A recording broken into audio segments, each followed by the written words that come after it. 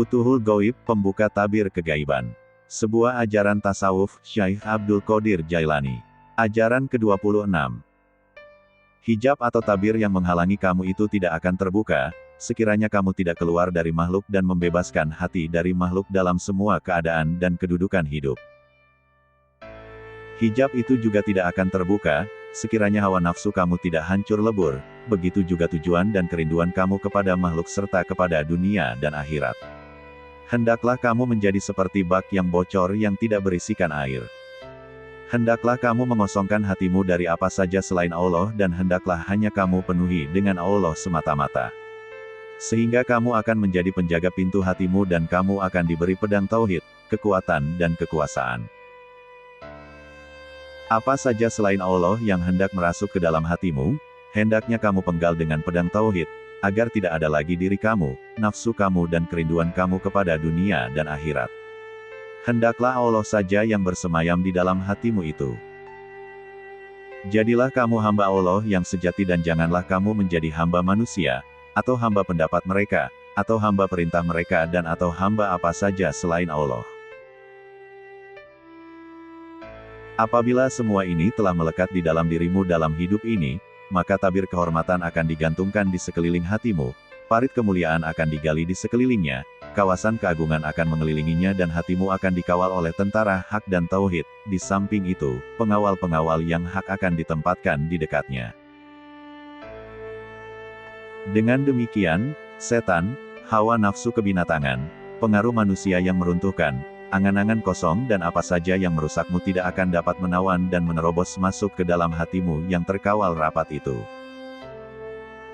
Jika telah ditakdirkan manusia datang dengan tiada henti-hentinya kepada kamu, karena mereka hendak mengunjungi kamu yang telah diberi kemuliaan oleh Allah, agar mereka juga diberi cahaya, tanda-tanda yang terang dan ilmu yang mendalam dan agar mereka melihat kekeramatan dan perkara luar biasa dari kamu yang semua itu dapat menunjang usaha mereka untuk mendekatkan diri dan patuh kepada Allah, maka semua itu tidak akan dapat menggoncangkan dan mempengaruhimu untuk merasa sombong dan bangga, ujub dan ria, serta menuruti nafsu yang merusakkan dan lain sebagainya, tetapi kamu akan tetap bersama Allah dan merendahkan diri kepadanya.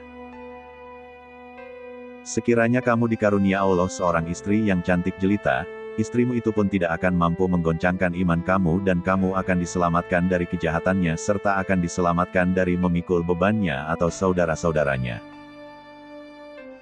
Istri adalah karunia Allah yang dilimpahkan kepadamu dan Allah akan memelihara istrimu itu dari kerusakan akhlak, tidak dapat dipercaya, berbuat kejahatan dan menyeleweng dari jalan yang lurus.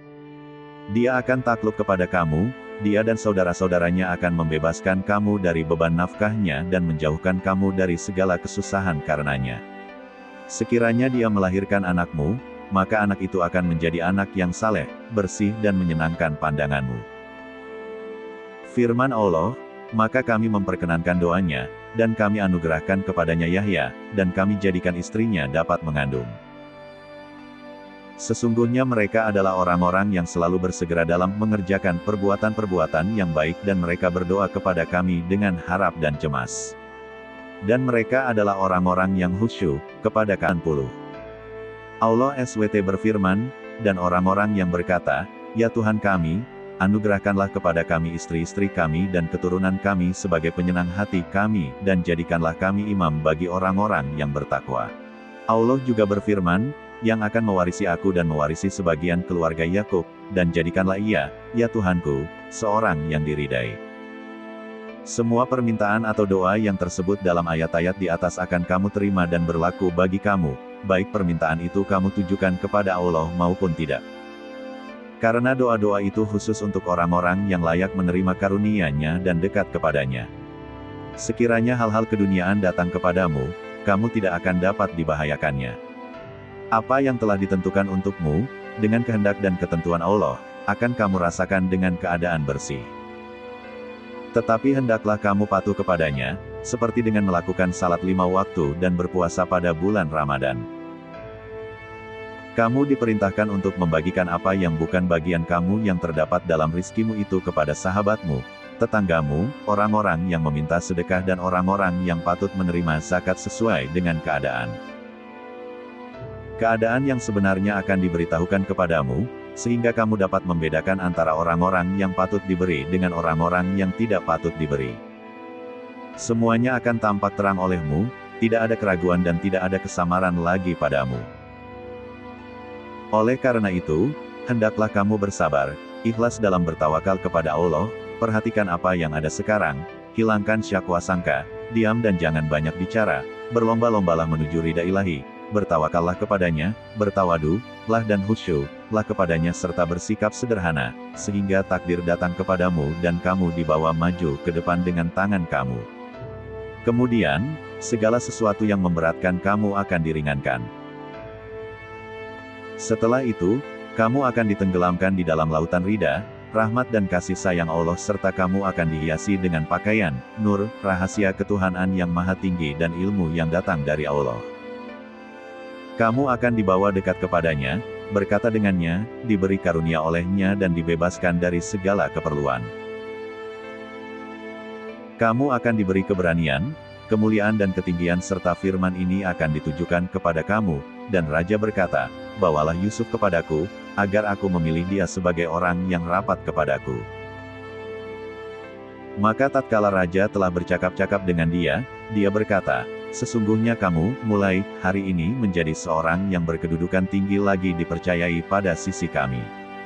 KS pukul 12.54. Kemudian, cobalah perhatikan keadaan Nabi Yusuf ketika kata-kata tersebut di atas ditujukan kepada beliau melalui lidah Raja Mesir atau Firaun di negeri itu. Pada lahirnya, memang Raja itu yang berkata, tetapi sebenarnya adalah Tuhan yang berkata itu. Allah berfirman melalui lidah ilmu. Nabi Yusuf diberi kerajaan lahir, yaitu kerajaan Mesir dan juga kerajaan batin, yaitu kerajaan ilmu, kerohanian, akal pikiran, kedekatan kepada Allah, kemuliaan dan ketinggian di sisi Allah. Allah berfirman, dan demikianlah kami memberi kedudukan kepada Yusuf di negeri Mesir, dia berkuasa penuh pergi menuju kemana saja ia kehendaki di bumi Mesir itu. Kami melimpahkan rahmat kami kepada siapa yang kami kehendaki dan kami tidak menyia-nyiakan pahala orang-orang yang berbuat baik. KS pukul 12.56. Berkenaan dengan kerajaan kerohanian, Allah berfirman, sesungguhnya wanita itu telah bermaksud melakukan perbuatan itu, dengan Yusuf, dan Yusuf pun bermaksud melakukan pula, dengan wanita itu andai kata dia tidak melihat tanda dari Tuhannya. Demikianlah, agar kami memalingkan daripadanya kemungkaran dan kekejian. Sesungguhnya Yusuf itu termasuk hamba-hamba kami yang terpilih. KS pukul 12.24. Berkenaan dengan kerajaan ilmu, Allah berfirman, Yusuf berkata, tidak disampaikan kepada kamu berdua makanan yang diberikan kepadamu, melainkan aku telah dapat menerangkan jenis makanan itu, sebelum makanan itu sampai kepadamu. Yang demikian itu adalah sebagian dari apa yang diajarkan kepadaku oleh Tuhanku. Sesungguhnya aku telah meninggalkan agama orang-orang yang tidak beriman kepada Allah, sedangkan mereka ingkar kepada hari kemudian. KIS pukul 12.37. Apabila kata-kata seperti tersebut di atas ditujukan kepada kamu sekalian, wahai orang-orang yang beriman, maka kamu telah diberi ilmu yang agung dan diberkati oleh Allah serta diberi kekuatan, kebaikan, kekuasaan, kewalian dan perintah yang melibatkan kerohanian dan bukannya kerohanian lalu kamu diberi kekuasaan untuk menjadikan segalanya dengan izin Allah.